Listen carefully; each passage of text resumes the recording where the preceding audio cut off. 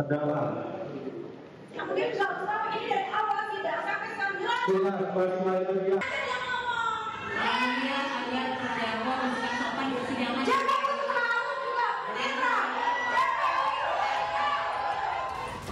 Hakim, jaksa, hingga pengunjung sepertinya mulai terbiasa menyaksikan selebritas Nikita Mirzani naik pitam dan protes keras di setiap persidangan.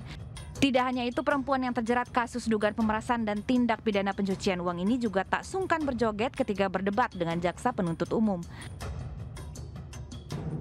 Tentu saja aksi joget Velocity itu mendapat teguran dari hakim karena dinilai tidak pantas. Tak cukup dengan aksi beraninya sepanjang persidangan, penampilan modis Nikita Mirzani juga berhasil menarik perhatian publik. Aktris sekaligus penyanyi ini tampil modis dengan pakaian dan tatanan rambut elegan. Tak ketinggalan tas tangan bermerek melengkapi gaya mewah Nikita saat duduk di kursi pesakitan. Jauh dari kesan seorang terdakwa, penggemar menyambut kedatangan Nikita Mirzani ke dalam ruang sidang Pengadilan Negeri Jakarta Selatan. Alter batik karya Ana Avanti kali ini juga mendapat sorotan pengunjung sidang. Sebelumnya Nikita Mirzani didakwa melakukan pengancaman melalui sarana elektronik terhadap pengusaha perawatan kulit Reza Gladys. Ia dan asistennya juga terjerat tuduhan pencucian uang atas dana yang diterima korban. Tim Liputan iNews melaporkan.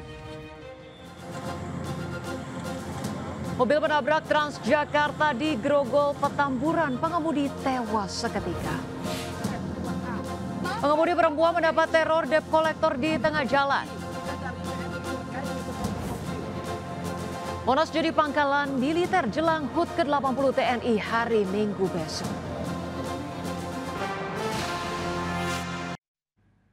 Halo pemirsa, selamat siang. Saya Rosalyn Chu, inilah seputar iNews siang untuk Anda.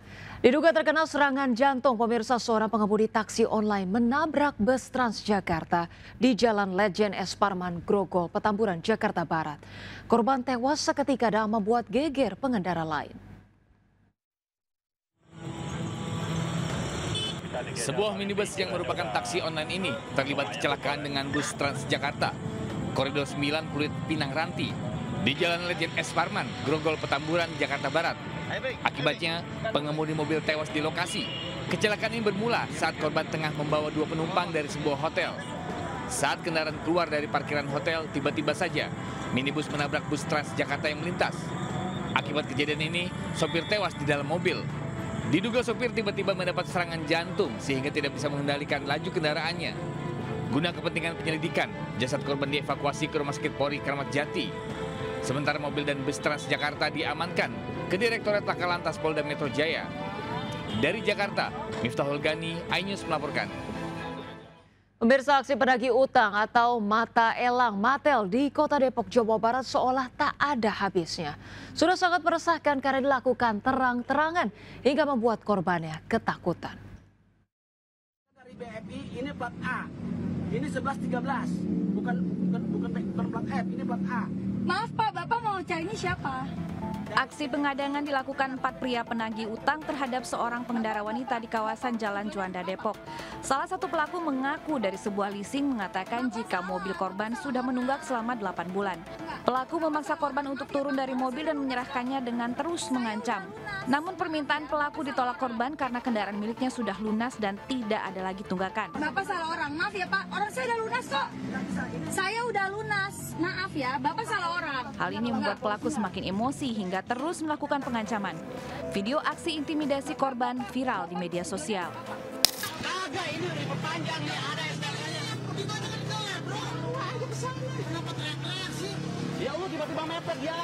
Aksi pengadangan kendaraan oleh Matel dengan alasan menunggak pembayaran juga terjadi di kawasan Kampung Curug, Cibinong, Bogor. Pelaku dengan arogan berusaha merampas kendaraan korban dan melakukan pengancaman hingga intimidasi. Perdebatan tak terelakkan hingga korban terus berteriak meminta pertolongan. Akibatnya sejumlah warga berdatangan dan pelaku memilih meninggalkan lokasi. Aksi penarikan paksa kendaraan yang terjadi di kawasan Depok dan sekitarnya ini memang sudah sangat meresahkan. Padahal aksi pelaku ini bisa dijerat pidana sehingga polisi mengimbau masyarakat untuk tidak segan-segan melaporkan ulah para Matel ke polisi. Polisi juga berulang kali mengatakan kepada pihak leasing agar penagihan kendaraan yang menunggak menggunakan cara yang lebih baik lagi. Saya udah lunas kok.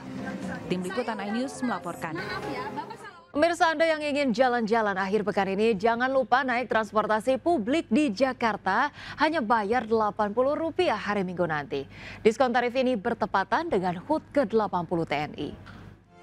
Tarif Rp80 saat HUT TNI 5 Oktober mendatang berlaku untuk semua moda transportasi umum di Jakarta, yaitu MRT, LRT Jakarta, LRT Jabodetabek, Transjakarta hingga Mikrotrans. Gubernur Pramono Anung menyatakan kebijakan itu sebagai bentuk apresiasi terhadap TNI yang telah menjaga keamanan dan kedaulatan negara. Pemprov Jakarta juga tetap menggelar Hari Bebas Kendaraan atau CFD di Jalan Sudirman Tamrin hari Minggu besok. Sementara itu, puncak HUT TNI ke-80 akan digelar di kawasan Monas, Jakarta Pusat. Selain pesta rakyat, masyarakat juga bisa menyaksikan atraksi puluhan pesawat tempur dan parade alutsista. Pemirsa, kalau yang satu ini khusus untuk anak muda yang ingin sekali menjadi anggota TNI Angkatan Darat. Mulai tahun ini batasan umur dan tinggi badan agak sedikit dilonggarkan. Rekrutmen calon anggota TNI AD dibuka sejak pertengahan September lalu hingga 9 Oktober 2025 mendatang. Dalam syarat terbaru, calon anggota Tamtama dan Bintara TNI AD kini lebih longgar. Tinggi badan yang semula minimal 163 cm, kini diturunkan menjadi 158 cm. Sementara syarat maksimal usia juga menjadi 24 tahun dari semula 22 tahun. Dispen TNI AD menyebut pelonggaran syarat usia menyesuaikan usia pensiun yang naik dari 53 tahun menjadi 55 tahun. Tahun ini TNI AD merekrut 24.000 prajurit baru, sementara total pendaftar sudah mencapai lebih dari 107.000 orang. Pemirsa, patung Jenderal Sudirman jadi tumbal kawasan Duku Atas yang menjadi pusat transportasi massal. Posisi patung akan dipindah Pemprov DKI ke lokasi lain yang katanya lebih strategis. Rencananya, pemirsa, pemindahan ini dibenarkan oleh Gubernur DKI Jakarta Pramono Anung usai dimulainya pengerjaan proyek Transit Oriented Development TOD Duku Atas di Jalan Jenderal Sudirman.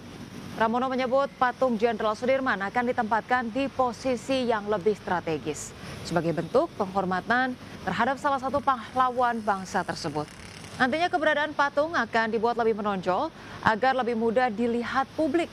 Sementara itu, Kementerian Perhubungan bersama pemerintah Provinsi Jakarta juga menggabungkan stasiun karet dan stasiun Sudirman baru. Tujuannya untuk mengembangkan kawasan integrasi antar moda di kawasan Duku Atas. Kawasan berorientasi transit atau TOD Duku Atas nantinya akan menghubungkan 4 moda transportasi berbasis kereta secara terpadu, yakni MRT, LRT, KRL, dan kereta bandara.